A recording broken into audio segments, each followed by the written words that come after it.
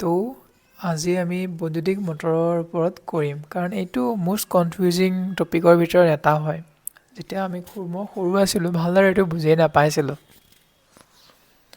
তো ইয়াতে কি কি দিয়া আছে, ইয়াতে প্ৰথমে গঠনটোৰ ওপৰত চাম যে কি কি আমাৰ দিয়া আছে। তো আমাৰ এইটো চুম্বক হয় এছ, অৰ্থাৎ উত্তৰ মেৰু আৰু দক্ষিণ মেৰু। এটা বৰ্তনী দিয়া আছে, এইটো বৰ্তনী। তাৰপিছত এইটো কুণ্ডলী দিয়া আছে, ABCD কুণ্ডলী। ইয়াত এটা ব্ৰাছ আছে, X ব্ৰাছ আৰু Y ব্ৰাছ। তাৰপিছত PQ, এই দুটা আঙুঠি দিয়া আছে। কেনেকুৱা আঙুঠি? ফলা আঙুঠি। আৰু এডাল হৈছে অক্ষদণ্ড। তো চাওঁ কিতাপত কেনেকৈ দিছে। চিত্ৰ 13.15, অৰ্থাৎ এইটো চিত্ৰ 13.15ত বৈদ্যুতিক মটৰ ABCD তামৰ অন্তৰিত তাৰৰ আয়তাকাৰ কুণ্ডলী ABCD, এইটো ABCD। চুম্বিক ক্ষেত্ৰ দুটাৰ মেৰুৰ মাজত কুণ্ডলীটো এনেদৰে ৰখা হয় যাতে AB আৰু CD বাহু চুম্বিক ক্ষেত্ৰৰ দিশত লম্ব হয়। অৰ্থাৎ এই দুটা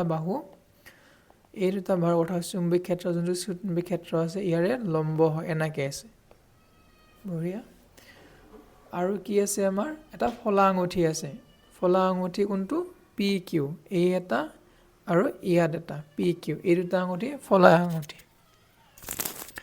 তাৰপিছত কি কৈছে? PQৰ বহিৰ্ভাগ পৰিবাহীৰ ফাল দুটা লৰচৰ কৰিব নোৱাৰা ব্ৰাছ দুটাৰ লগত দেখুওৱাৰ দৰে স্পৰ্শ কৰি থাকে। অৰ্থাৎ ব্ৰাছ দুডাল আছে, X আৰু Y ব্ৰাছ। ফলা আঙুঠি যোনটো বাহিৰৰ ভাগ সেইটো কি হৈছে যে লৰচৰ কৰিব নোৱাৰে, সেনেকৈ এইটো কানেক্ট হৈ আছে। কাৰ লগত? ব্ৰাছৰ লগত। ব্ৰাছটো কাৰ লগত কানেক্ট হৈ আছে আমাৰ? এই কুণ্ডলীটোৰ লগত এই যোনটো আমাৰ বৰ্তনী আছে এইটো কানেক্ট হৈ আছে। ইয়াতে বেটাৰী আছে, ইয়াতে চাবি আছে, আৰু এইটো হৈছে অক্ষদণ্ড, যিবিলাক কেন্দ্ৰ কৰি কেনে আমাৰ কুণ্ডলীটো ঘূৰিব। তো আমি এতিয়া কাৰ্যপ্ৰণালী চাই ল'ম।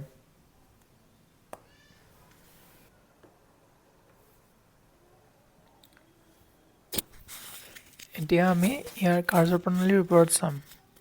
তো কি হ'ব, যেতিয়া প্ৰবাহ ABCDৰ মাজেৰে যাব, অৰ্থাৎ যোনটো আমাৰ X ব্ৰাছ আছে এইটো, এতিয়া আমাৰ এইটো ব্ৰাছ আছে, এই ব্ৰাছটোৰ মাজেৰে এনেকৈ সোমাই যাব, ABCD প্ৰবাহ যাব, আৰু Y ব্ৰাছৰ মাজেৰে আহি কেনে এইফালেদি সোমাই কেনে এনেকৈ গুচি যাব। তো তেতিয়া কি হ'ব,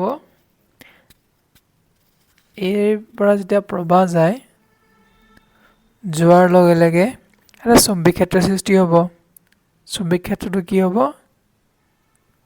বাওহতীয়া যোনটো আমাৰ ফ্লেমিঙৰ নীতি আছে,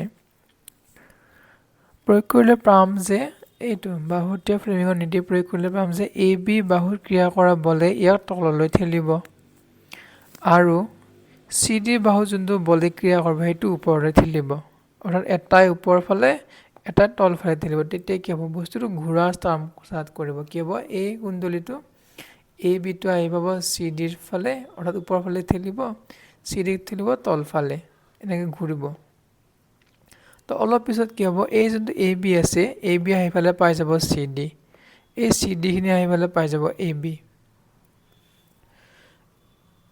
গতিকে কুণ্ডলীটো আৰু অক্ষৰ সাপেক্ষে মুকলিকৈ ঘূৰিব পৰা অক্ষডাল ঘড়ী কাঁটাৰ বিপৰীত দিশত ঘূৰিব। আধা পাক ঘূৰাৰ পিছত কি হ'ব, কিউৱে X ব্ৰাছক স্পৰ্শ কৰিব। এই যোনটো কিউ পইণ্ট আছে, X ব্ৰাছটো এইটো আহি পেলাই কিউ ব্ৰাছৰ লগত লাগি যাব, আৰু যোনটো P পইণ্ট আছে এইটো আহি পেলাই কিউ ব্ৰাছৰ লগত, Yৰ লগত লাগি যাব। এইটো অৰ্থাৎ উল্টা হৈ যাব। তেতিয়া কি হ'ব, প্ৰবাহটো আহি পেলাই, যেতিয়া আমাৰ প্ৰবাহ ABCDৰ পৰা গৈছিলে, CDটো এইফালে আহি যাব ন, CDটো আহি যাব এইফালে, ABটো আহি যাব এইফালে। তেতিয়া কি হ'ব, প্ৰবাহটো DCBA, তেতিয়া প্ৰবাহ যাব DCBA, এনেকৈ যাব। তো বৰ্তনীত এইটো বস্তু, তো প্ৰবাহ কুণ্ডলীটোৰ প্ৰবাহৰ বিপৰীত দিশত পথেৰে চালিত হ'ব। বৰ্তনীৰ প্ৰবাহৰ দিশ বিপৰীতমুখী কৰা যোনটো সঁজুলি, এইটোকে দিক পৰিদৰ্শক বা কমিউটেটৰ বোলে। আমাৰ ইয়াত দিক পৰিদৰ্শক কি কোনটো হ'ব?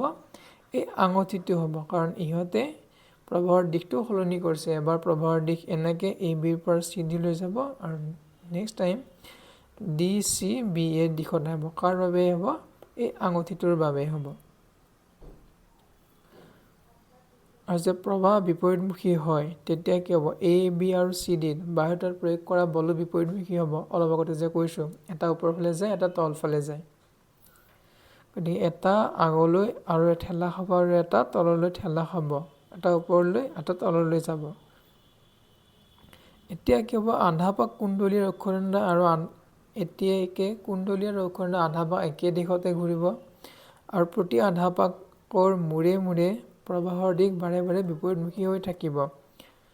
তাৰ ফলশ্ৰুতিত কুণ্ডলী অক্ষ একে দিশতে অবিৰতভাৱে ঘূৰি থাকিব। এইটো কি কৈছে আমাক?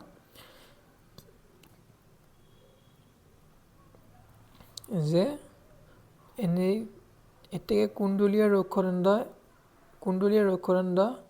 আৰু আধাপাক একে দিশত ঘূৰিব। আধাখিনি ইয়াৰ পৰা যেতিয়া এইখিনি পালে আধাপাক একে দিশতে ঘূৰিব। আহি পেলাই এইখিনি যেতিয়া পাব আকৌ চেঞ্জ হ'ব, এইখিনি যেতিয়া আৰু পাব আৰু চেঞ্জ হ'ব, এইখিনি যেতিয়া পাব এনেকৈ মানে ঘূৰি থাকিব বস্তুটো। এনেকৈ ঘূৰি থাকিব। প্ৰতি আধাপাক ঘূৰ্ণনৰ প্ৰবাহৰ দিশ বাৰে বাৰে বিপৰীতমুখী হৈ থাকিব। অবভিয়াছলি একবাৰ প্ৰবাহৰ দিশ ABCD হ'ব, নেক্সট টাইম কি হ'ব? DCBA, আকৌ হ'ব ABCD, আকৌ হ'ব DCBA হৈ থাকিব। আৰু অবিৰতভাৱে এই কুণ্ডলীটো অক্ষৰেন্দ্ৰৰ লগত ঘূৰি থাকিব। এতিয়া আমি যোনটো পঢ়িলোঁ এইটো থিয়ৰিটিকেল হয়। বাণিজ্যিক মটৰত কি কৰে? স্থায়ী চুম্বকৰ সলনি বিদ্যুৎ চুম্বক ব্যৱহাৰ কৰে।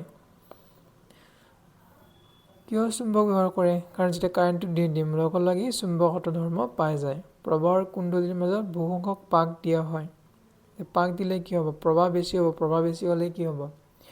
তেতিয়া বিদ্যুৎ চুম্বকত্বৰ যোনটো ক্ষেত্ৰটোৰ প্ৰাবল্য বেছি হৈ যাব। আৰু ইয়াত কি কৰা যায়? কোমল লোহাৰ মজ্জা এটা কুণ্ডলীত পকাই দিয়া হয়। কোমল লোহাৰ মজ্জা আৰু কুণ্ডলী দুটা একেলগে কি বুলি কয়? আৰ্মেচাৰ। এতিয়া সুধিব পাৰে আৰ্মেচাৰ মানে কি? আৰ্মেচাৰ মানে হৈছে এই কোমল লোহাৰ সজ্জা আৰু কুণ্ডলী দুটাকে একেলগে আৰ্মেচাৰ বুলি কয়। ঠিক আছে, আজি ইমানলৈ।